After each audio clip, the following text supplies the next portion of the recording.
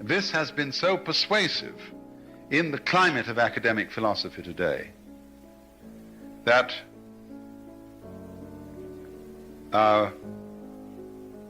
idealism of all kinds is, as I said, extremely unfashionable. But there are considerations that might cause us to reflect on this more carefully. Because we can think of situations analogous to the idea that all things are ruled by God, or all things exist only in the mind. There are situations analogous to that in our everyday experience.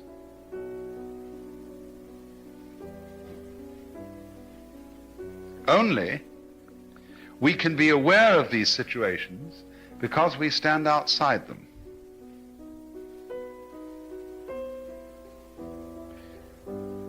Now, first of all, consider a mirror. A mirror will reflect all kinds of shapes and colors.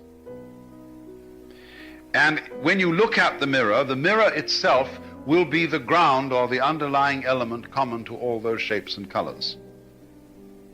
And it is not meaningless to say that they are all reflections in a mirror, because the mirror has an edge and you can see other things around the mirror which behave in a different way from the reflections.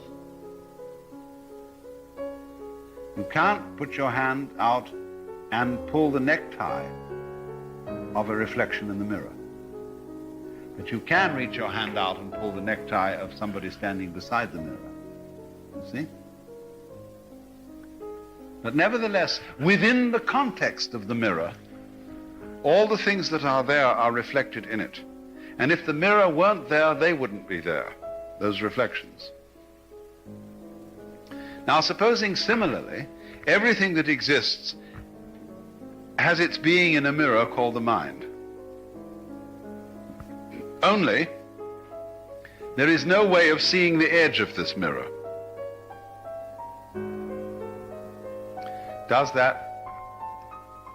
Is that meaningful? Is that possible? The positivist, the logical analyst will say no, because the statement makes no difference to anything. It makes no difference to anything in this thing you call the mind, that it's in the mind. It makes no difference to anything in the mirror, that it's in the mirror. For example, your face is not immediately changed by being reflected in a mirror. The mirror doesn't exercise influences, or so they say, upon the reflections, but it very well could. Let's consider what we were discussing last night. Lenses in cameras influence the kind of world they photograph. A convex lens will give you one thing, a concave lens will give you another thing. And one can think of all sorts of wonky lenses, prismatic lenses, bent lenses, squirrely lenses. Now you see, if the lenses of your eyes could be said to distort the physical world, you would take that distortion as normal, because there would be no way of setting up a standard and saying, by that standard my eyes are wrong, unless you simply took some other kind of a lens and said, this is right, and the eyes distort it.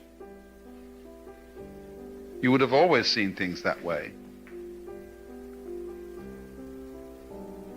So,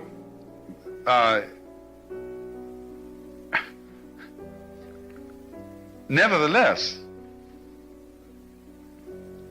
whether the eyes are distorted or not distorted is impossible to decide. So, according to this way of logic, that is a meaningless question. There is no way of deciding the answer, and it makes no difference. whether it is or whether it isn't, or so they say.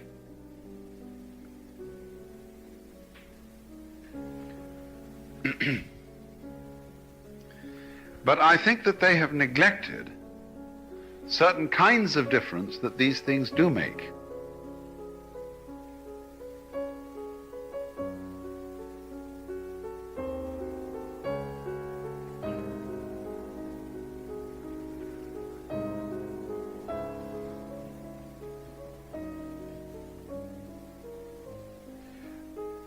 First of all, there is a difference of feeling and very often a difference in behavior between a person who is aware of an underlying ground or continuum for every experience and every reality, and a person who is not aware of it. The person who's aware of it feels at home in his surroundings. The person who's not aware of it doesn't. The first belongs, and the second doesn't feel he belongs. He feels he's engaged in a contest. Furthermore, one of the difficult ideas to get across and express well in any language which wants to assert a pluralistic universe in which there is no unifying ground, any language based on that assumption is going to have difficulty talking about relationships.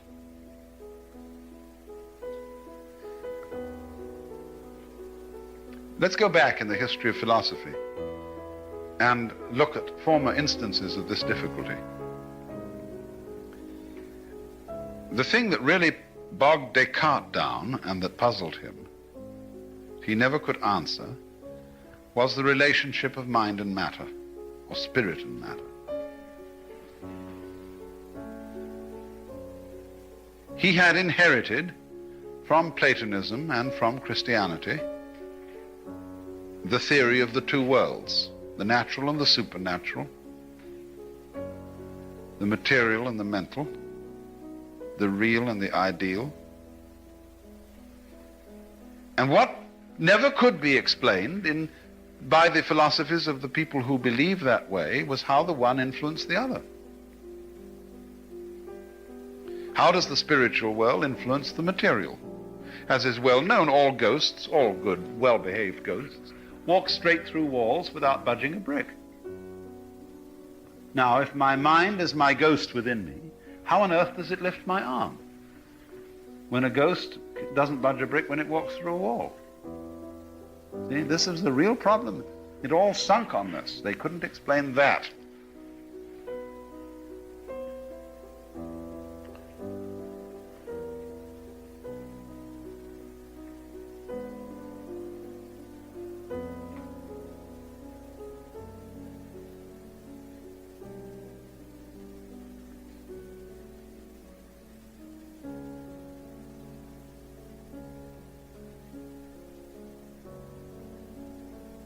And you see,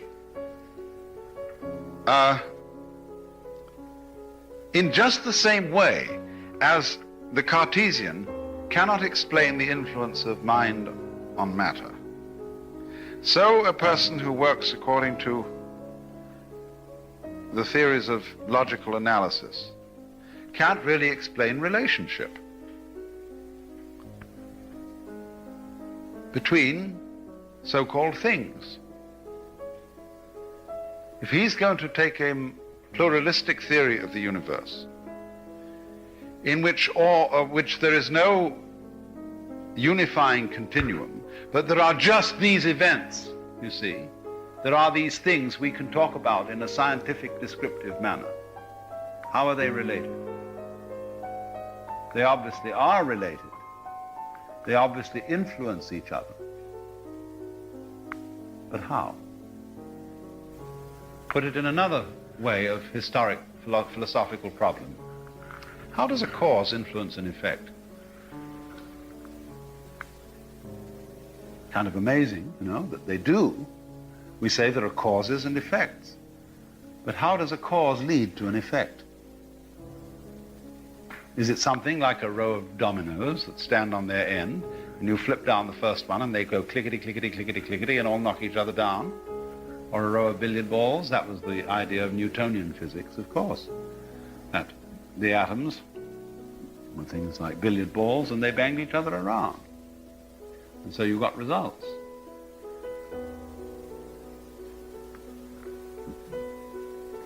But this really won't do, for very many reasons. One is, of course, that things influence each other backwards. A future event can change a past event. A lot of people aren't aware of that, but it can. If I say,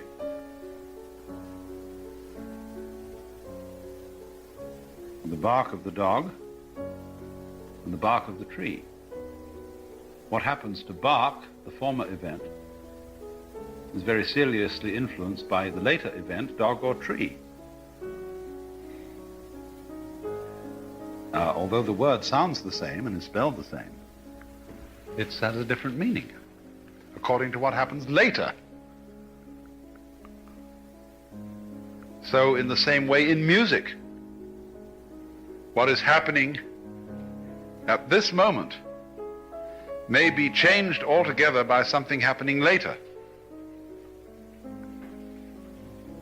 A note has one meaning in one context, another meaning in another context.